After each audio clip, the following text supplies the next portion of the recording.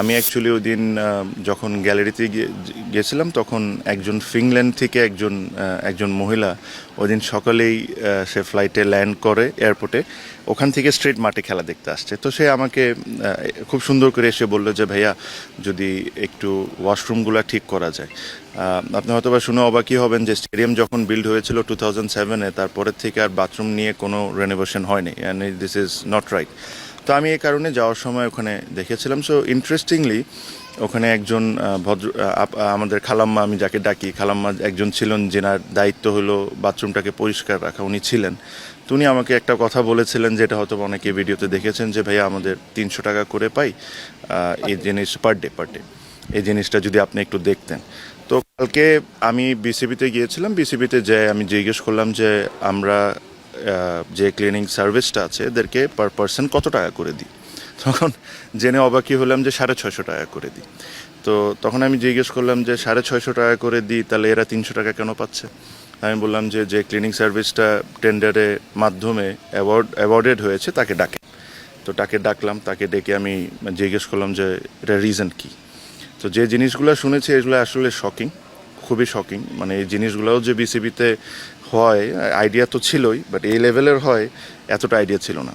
মজার বিষয়টা হলো বিসিবি নিজস্ব অনেক এমপ্লয়ি আছেন, অনেক ক্লিনার আছেন, বাট যখন একটা সিরিজ চলে তখন বিসিবি এরকম থার্ড পার্টির থেকে টেন্ডারের মাধ্যমে ক্লিনিং সার্ভিস থেকে এই সুযোগ সুবিধাটা নেয়।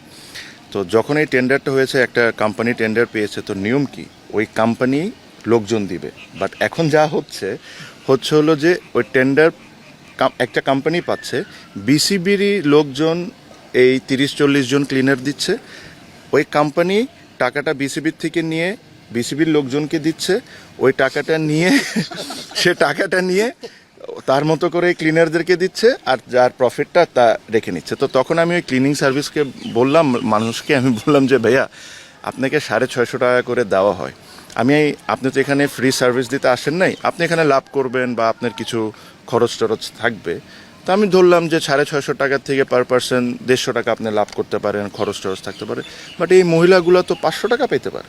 তো বলে যে ভাইয়া আমি 500 টাকা করেই দিই। তো বলে যে আমি জিজ্ঞেস করছি কাকে দেন? তো বলে যে বিসিবির ওই উমুকরে দিই। উমুকরে দেওয়ার পর উনি আবার ওই ভদ্রলোকটা খালাম্মাদেরকে 300 টাকা করে দেন। মাঝখানে হাতে কয় হাত পেরিয়ে যায় খালাম্মার হাতে? ওই যে একটা মানুষ বিসিবির একজন এমপ্লয়ি, যারা না আবার ওর লাভ আছে না ভাই। তো যে মাঝখানে যে ব্যক্তি কোনো কাজ না করে খালি লোকজনকে দিয়ে 200 টাকা করে সে নিয়ে যাচ্ছে।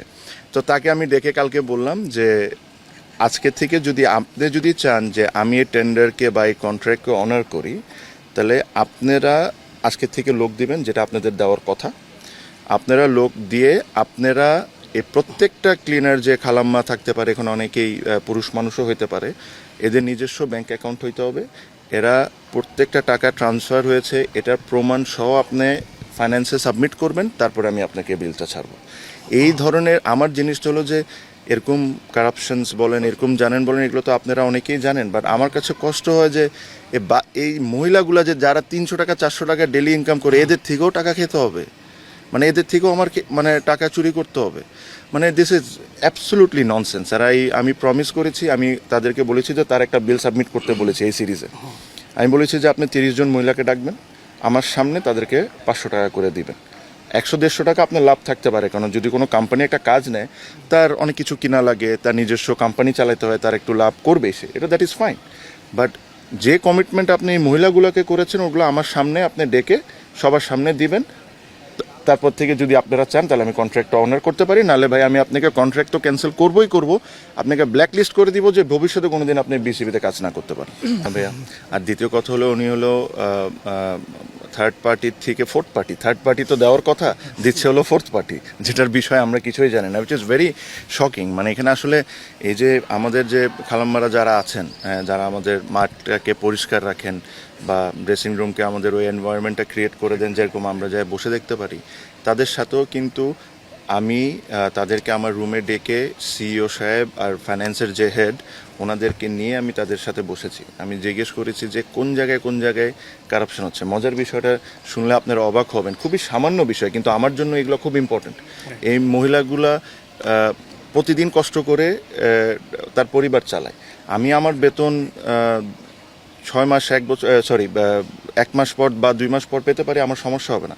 এনাদের বেতন যদি একদিনও লেট হয় এটা কিন্তু অনেক বড় প্রবলেম। তো আমি তাদেরকে ডাকলাম, জিজ্ঞেস করলাম যে কি সমস্যা। তো বলে যে আমাদের থেকে টাকা নেয়। তো টাকা নেয় কিভাবে?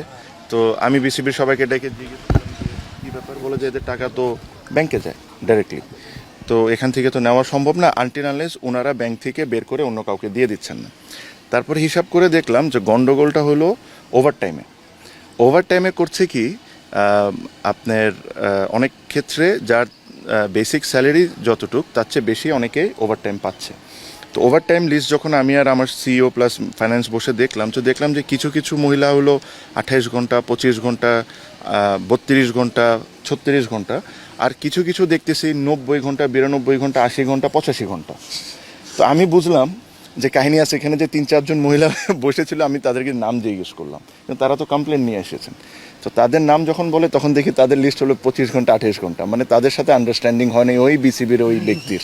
হ্যাঁ, তো যাদের সাথে আন্ডারস্ট্যান্ডিং হয়েছে তাদের কি ওভার টাইমটা নেয়, ওদের অ্যাকাউন্টেই যায়, কিন্তু ওখান থেকে বের করে আবার ওই মহিলাগুলা ওই লোকটারে দিয়ে দিচ্ছে। তো এই প্রত্যেকটা জিনিস আমি মানে খুবই স্ট্রংলি মনিটর করছি। আর আমি মানে হয়তোবা আপনারা দেখছেন যে অনেক বদল টদল হচ্ছে ইন্টারনালি, এগুলা করার আমি পুরোপুরিভাবে চেষ্টা করছি। বিকজ আমার কাছে মনে হয় যে দেখেন, একটা বড় কারাপশন যখন হয় এটা নিয়ে আপনি সময় পাবেন, কথা বলতে পারবেন, তদন্ত কমিটি করতে পারবেন, অনেক কিছু নিয়ে ইভেনচুয়ালি ধরতে পারবেন। বাট এই যে মহিলাগুলা যে যারা ধরেন 7,000, 8,000, 10,000 টাকা যারা বেতন পান, যাদের এই টাকায় পুরো পরিবার চলে, তাদের থেকে যদি 500 টাকাও কেউ নেয়, it is a massive crime. আর এই জিনিসটা আমি থাকতে কোনো বিন্দুমাত্রাও ছাড় নেই, 1%ও ছাড় হবে না। সো এই জিনিসগুলো আপনাদেরকে জানানোটাও ইম্পর্টেন্ট। আপনারাও এই জিনিসগুলো তুলে ধরবেন, সো দ্যাট পরবর্তীতে কেউ যদি কোম্পানি এসে এরকম টেন্ডারে কাজ পায়, এই ধরনের 2 নম্বরে যেরকম না করতে পারে। আর আপনারাও নজর রাখবেন, এটা আপনাদের রিকোয়েস্ট আমার পক্ষ থেকে। এই ধরনের কোনো গরিবের যেরকম কোনো সমস্যা না। খবরের কাগজ, নিখাদ, নির্ভীক, নিরপেক্ষ।